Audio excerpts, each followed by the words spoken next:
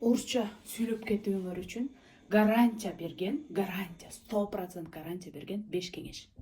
5 советов, 5 пунктов десе деле болот. Первый пункт. Прям начинай говорить. Неважно, ката, ошибка, не ошибка. Пусть ваш мозг привыкает, миңер көнүп баштасын, когда вы говорите на другом языке. И башында, даже у человека, который грамматиканы билген кишинде деле, бирок сүйлөбөй жүргөн имеется в виду, грамматиканы билген кишинде деле, башында, барында бир аз ката болот. Но несмотря на это, просто говорить. Допустим, күнүмдүк фразаларды, если керек болсо, күнүмдүк фразаларды перевод кылып даярдап алгыла. Магазинге барганда керектүү фразалар, көчөгө чыкканда керектүү фразалар, бирөөдөн бир нерсе сураганда керектүү фразаларды даярдап алгыла дагы и начинайте говорить. Сүйлөп баштагыла. Все. Никаких отговорок. Мен бир айдан кийин сүйлөйм, бир аз китеп окуп бүтүп, андан кийин сүйлөйм, могу китепти бүтүп анан сүйлөйм. Нет. Бүгүн баштагыла. Все. Первый совет. Экинчи.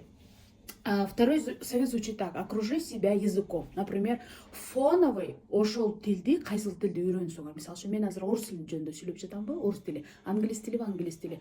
Фоновый звук, фоновый этот звук болуп туруш керек. Например, я очень советую подкасты.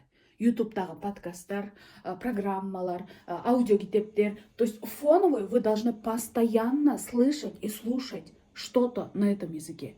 Даже если вы не все там понимаете. Бирок фоновый всегда вы должны слышать язык. Очень хорошо помогает подкасты, аудиокниги, фильмы на русском. Кто-то изучает на английском, то на английском. И третий совет.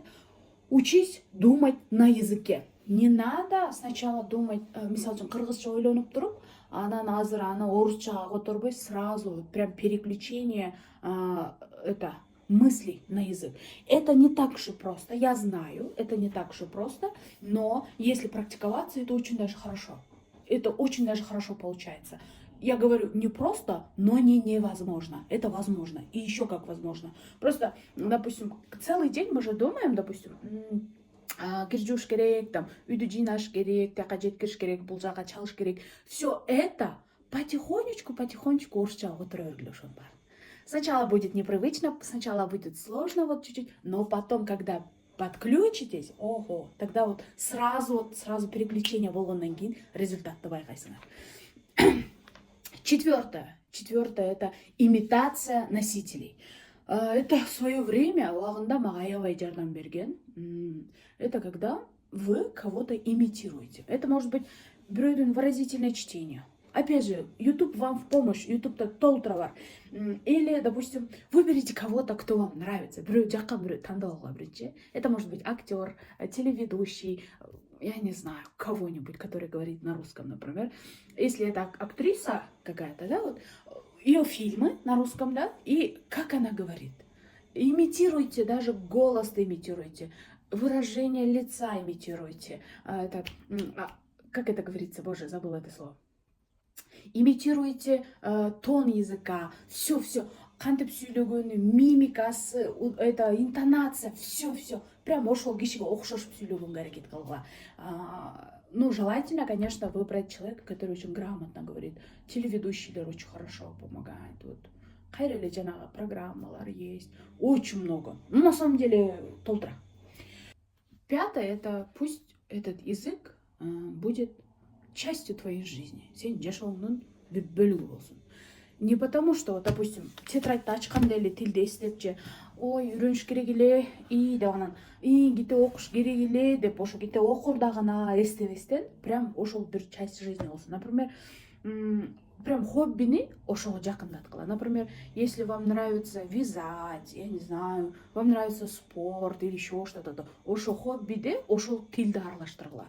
И полезное с приятным всегда должно быть совмещать. Например, если вы ходите в спортзалга барганда, допустим, беговая дорожка, вы ходите, и в наушниках пусть будет подкаст на русском.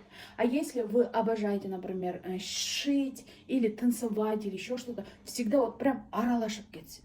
Не надо, чтобы прям китепти ачканда эле эстеген эмес, а именно частью этой жизни. Например, постоянно думайте на этом языке, размышляйте на этом языке, разговаривайте на этом языке, читайте на этом языке. Прям полностью переключение было, ушел эмеге киремиз полностью. И когда уже для вас это будет проще, простое было, там можно между языками можно переключаться. Например, говоришь на русском, есть еще, допустим, ученые выяснили, что когда мы переключаемся между языками, мы меняем даже личности. Например, когда я говорю на русском, у меня чуть-чуть другой голос. Это я не контролирую, это я не специально делаю. А мен кыргызча сөйлөгөндө голос башка, даже личность дагы өзгөрөт дейт. Ошол сыяктуу эле канча тил билсең, не могу вспомнить вот эту классную цитату, наверное, где-нибудь запишу.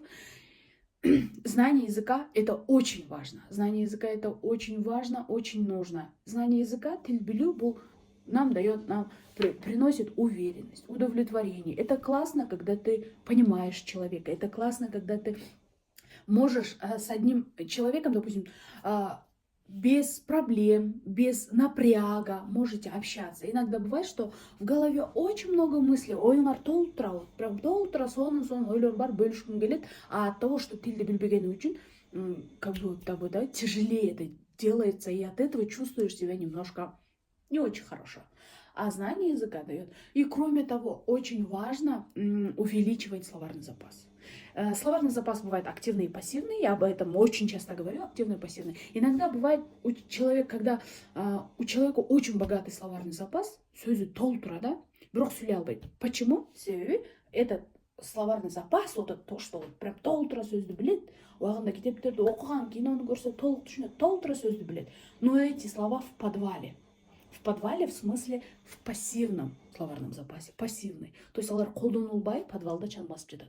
И почему биз керек кезде сөзүбүздү таппай калабыз? Потому что ал сөздөр подвалда жатат, и подвалда караңгыда ал сөздү таап чыкканчакты время уходит, и ошол учур, как бы мы учурду теряем, да, в моментте таппай калабыз ошол сөздү. А как этот подвалдагы сөздөрдү активный алып келиш керек? Практиковаться, общаться, рассказывать, делиться мыслями. И для этого не обязательно, чтобы кто-то перед вами сидел. Можете, вот, как я, поставить видео, рассказывать свое мнение. Вам не обязательно публиковать это где-то. Бир жака публикация кылышыңар керек эмес. Можете просто это для себя посмотреть, анализировать. Это тоже очень сильно помогает. Ну ладно. Главное, всем добра, всем пока. Увидимся на следующих видео.